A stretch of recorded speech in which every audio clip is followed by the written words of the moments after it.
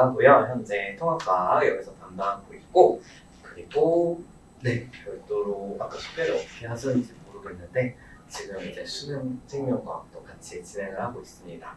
그래서 일단은 이쪽 대성 시간 이때 진행하고 있고요. 오늘 한 게 2차시 진행을 해서 오늘 또 진도를 나갔습니다. 여기 왜 떠 있을까요? 그래서 일단 그냥 바로 본론으로 저는 들어갈 건데요. 일단 이번 중간고사 어떻게 다들 잘 네. 그래서 일단은 보면요. 일단 작년이랑 좀 비교를 해볼 건데 제가 시험을 준비를 할 때 물론 개정이 됐지만 작년 난이도 정도로 이제 시험을 준비를 했었어요. 그래서 작년 난이도랑 좀 비교를 하게 됐는데 일단 빅뱅의 원소 형성 과정에서 쭉 있는 게 그대로 시험 범위에 들어갔었지만 작년과는 약간 시험 범위가 별로 좀 맞지는 않았어요. 그래서 여기는 중간고사라고 적혀 있는데 이렇게 통틀어서 중간 기말 여기에 맞춰서 제가 난이도를 판단을 한 거고요.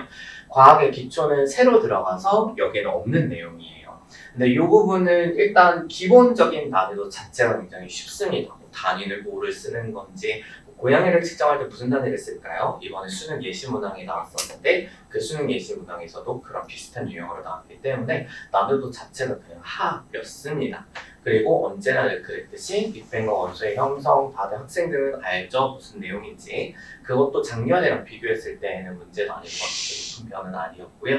주기율표 같은 경우에는 대성의 특징이 뭐냐면 모의고사 내용을 좀 많이 갖고 와요. 그래서 양성자, 중성자 개수를 전자의 개수를 미지수로 넣고 이 친구가 원자라고 했을 때 너희가 원자의 전하량이 0인 걸 알고 있니? 중학교 2학년 때 공부 잘했니? 이런 거를 물어보게 되거든요. 근데 그게 미지수가 들어가면 아이들이 좀 접할 때 체감상 난이도가 올라가요. 근데 작년보다는 약간 그런 문항이 미지수가 줄어들고 해서 난이도는 살짝 떨어졌습니다. 그리고 생명 시스템은 이번에 이제 효소랑 이제 앞에 있는 세포 소기관이라는 분야가 이제 주로 출제가 되었는데 세포에 관련된 내용은 어렵지 않았어요. 그런데 이번에 20 몇 번이었는데 효소 그래프가 나오는 게 있었습니다. 그 효소 그래프는 작년에는 이제 모의고사 그래프를 그대로 가지고 와서 문제를 내서 난이도가 어려웠는데 이번에는 그래프를 살짝만 변형시켜서 난이도가 좀 낮은 편이었어요. 뒤에 문제 제가 보여드릴 거고요. 중력과 역학적 시스템 이때는 문제가 정말 고지고대로 나왔습니다. 중력이라는 거 이번 시험 범위는 학생들은 알겠지만 중력의 모든 내용이 들어가지 않았어요. 앞에 있는 가속도와 속도의 개념만 들어가고 운동에 대한 내용은 시험 범위에서 빠졌었거든요. 그건 이제 기말고사에 들어갈 거고요.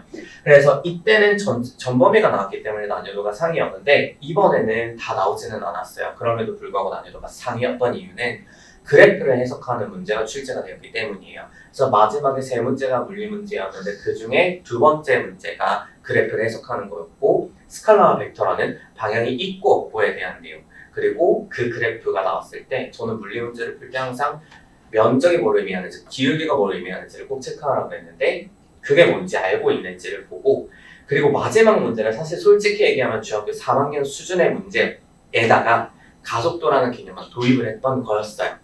그래서 충분히 풀 수 있었던 문제인데 근데 아이들이 가속도가 양의 가속도, 음의 가속도를 판단하는 게 아직 익숙하지 않아서 많이 틀렸었을 겁니다. 그래서 내용적인 개념은 이제 빠졌지만 문제에서 난이도는 그렇게 내려가지는 않았어요. 내용 부분에서 쉬웠지만 문제 난이도는 그래도 상으로 유지를 했고 전반적으로 봤을 때는 작년보다 쉽기는 했습니다. 문제가. 그런데 그렇게 크게 차이가 나도록 쉽지는 않았어요. 그래서 중간고사의 문제에 좀 많이 비교를 해보면 일단 제가 몇 개만 뽑아왔는데 이제 이 시험 문제는 제가 시험 문제를 이제 좀 비교를 해봤을 때 일단 제가 가르쳤던 내용을 좀 많이 비교를 해서 가지고 오기는 했습니다. 그래서 여기 있는 문제는 이제 고등학교 2학년 모의고사의 내용이었어요. 그래서 이 문제를 원래는 이게 모의고사거든요. 근데 제가 이걸 기출 문제를 갖고 와가지고 수업 시간에 풀리거나 아니면 토요일 날 제가 이따 설명드리겠지만 시험 2주, 3주 전에 와서 모의고사를 보게 시켜요. 그때 이제 모의고사에 나왔던 문제인데 그림 그대로 가지고 오는데 숫자만 바꿔서 나오셨고요. 문제 난이도 자체는 얘가 더 높아요. 좀 쉬웠습니다. 그래서 반의 아이들은 대부분 저걸 다 맞췄어요. 그래서 좀 도움이 됐었다고 하고요.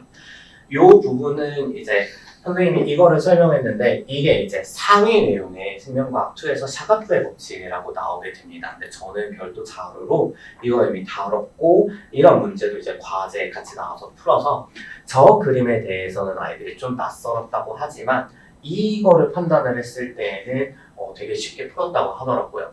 그런데 이거는 틀린 아이들이 있었는데 얘를 몰라서 틀린 게 아니고 언어적인 문제 때문에 틀렸더라고요. 그래서 이제 원래 DNA 종류가 2개라는 뜻인데 이게 1번, 이게 2번이라 해서 틀린 친구들이 좀 있긴 하더라고요. 근데 그거 외에는 이제 국어적으로 잘 해석을 했다면 애들이 다 맞아온 문제입니다. 그리고 요거가 이제 많이 어려웠던 킬러였던 것 같아요. 이거를 좀 많이 아이들이 틀렸었는데 수업 시간에 썼던 자료이기는 해요. 지금 보시면 그림이 똑같죠? 설명을 다 했던 건데 그래프 자체가 아이들이 해석하기 좀 힘들었을 거예요. 그래서 얘는 뭐를 봤어야 되냐면 0이라는 게 반응을 하지 않았던 초기 상태였다라는 점. 초기 상태에서 효소와 기질은 반드시 0이 아니라 어딘가에 위치했어야 되고 그래서 얘가 X가 생성물이 될 수밖에 없었다라는 점. 그리고 여기에서 일정하다라는 건 생성물이 일정하니까 반응이 완결돼서 효소가 남아있다라는 점. 여기에서 X의 총량, 생성량을 늘리려면 효소를 늘리는 게 아니라 반응물을 집어넣어야 됐다라는 거. Y가 기질이라는 것까지 순차적으로 해석을 할 수 있어야 되는데 이게 작년 기준이랑 그래프를 보면 많이 쉬워졌긴 한데 아이들이 문제를 많이 접하지는 못했기 때문에 요거를 이제 좀 그래프 해석하면서 틀렸었던 것 같아요. 아이들이. 그래서 보통 이런 문제는 생명과학 2에 해당하는 내용이에요. 그래서 효소의 농도가 일정할 때 생성물의 총량을 늘리기 위해서 어떤 변수를 조절해야 되는지는 생명과학 2에 나오는 내용인데 요거는 사실 쉬운 버전이어서 충분히 선생님께서 통합과학에서 시험에 내셨을 수 있다라고 생각이 듭니다. 그래서 요거는 좀 문제를 많이 풀어봐야 됐던 거고요. 그 다음에 요건데 요거는 그래프 수치가 똑같은 거였어요. 네, 뭐 다른 건 없었고 근데 이것도 아까 말씀드린 것처럼 양의 가속도, 음의 가속도를 판단하는데 좀 문제가 됐던 거예요. 이거는 과제에 있었기 때문에 저희 반 아이들이 한 명 빼고는 다 맞춰왔습니다. 틀리지는 않았던 것 같아요. 과제에 있던 문제여서 이제 기말고사를 말씀을 드려야 되는데 위에 보셨던 것처럼 이제 문제가 어느 정도 난이도가 있었던 것들이 나오기는 했는데 제 판단으로는 기말고사는 충분히 더 어렵게 나올 수 있다라고 생각이 되고 제가 여기다가 중2라고 적었지만 아까 수업을 했더니 아이들 화학 선생님이 엄청 어렵게 내겠다고 하셨더라고요. 그래서 제가 약간 아까 수업 커리를 살짝 이제 바꿨는데 화학결합의 특성은 보통 어느 정도 난이도로 제가 준비를 하냐면 화학원 그러니까 개정 전의 화학원에서 정말 2점짜리 문제, 기본 문제 난이도를 준비를 하는데 제가 선생님이 말씀하시는 거에 따라서 살짝 해가지고 한 쉬운 3점 정도까지는 아이들이 풀 수 있도록 시킬 거예요. 기말고사 문제도 제가 보여드릴 거예요. 어떻게 대비를 할 건지. 그리고 지구 시스템은 아이들이 배웠던 겁니다. 이때 이제 중학교 1학년 때 배웠던 직권, 2학년 때 배웠던 수권, 3학년 때 배웠던 기권이 나와서 중학교 공부를 제대로 했으면 저거에 틀릴 일은 절대 없습니다. 그리고 아래에 있는 역학적 시스템은 원래라면 난이도가 중상 정도로 나와야 되지만 이번에 1학기 통합과학에 있는 모든 운동들이 한 번에 나오기 때문에 난이도는 저기다 상이라고 적었지만 저는 최상이라고 생각을 합니다. 그래서 이런 부분도 있고요. 생명 시스템은 뒤쪽에 이제 제가 또 보여드릴 건데 이론 자체는 쉬워요. 근데 문제를 푸는 스킬들이 필요하고 문제가 좀 복잡한 내용들이 있어서 중상이라고 적어놨습니다. 그리고 이거는 제 교재예요. 제가 따로 교재를 사용을 하거든요. 그래서 요거는 이제 기본적인 통합과학 내용이고 여기 보시면 제가 좀 가려놓긴 했지만 상위 가장 핵심 정리라고 적어놨잖아요. 여기가 이제 화원이나 생원이나 생추에 들어가는 내용들을 제가 정리를 하는 거여서 요거는 시험에 같이 도움이 되는 내용으로 제가 추려서 같이 진행을 합니다. 그래서 기말고사를 대비를 할 때에는 어떤 방향으로 대비를 할 거냐면요. 일단 첫 번째 화학 내용인데요. 화학 내용에서 이 선식을 루이스 선식이라고 하거든요. 그런데 그 부분이 통합과학에서 나오지 않습니다. 그래서 이게 언제 나오냐면 고등학교 화원에서 루이스 전자점식과 함께 나오게 되는데 여기 보시면 공유전자쌍, 비공유전자쌍이라고 디귿에 나와 있잖아요. 선행을 한 친구들은 저게 뭔지 알 거예요. 근데 이게 작년에 나왔고 작년 교육과정에는 저 내용이 없었습니다. 통합과학 교재 책이 없었어요. 교과서에도 없고 학교 선생님이 선행으로 끌어나오신 거예요. 공유전자쌍이라는 말은 있으니까 비공유전자쌍이라는 걸 써도 되겠지 하고 가져오신 거예요.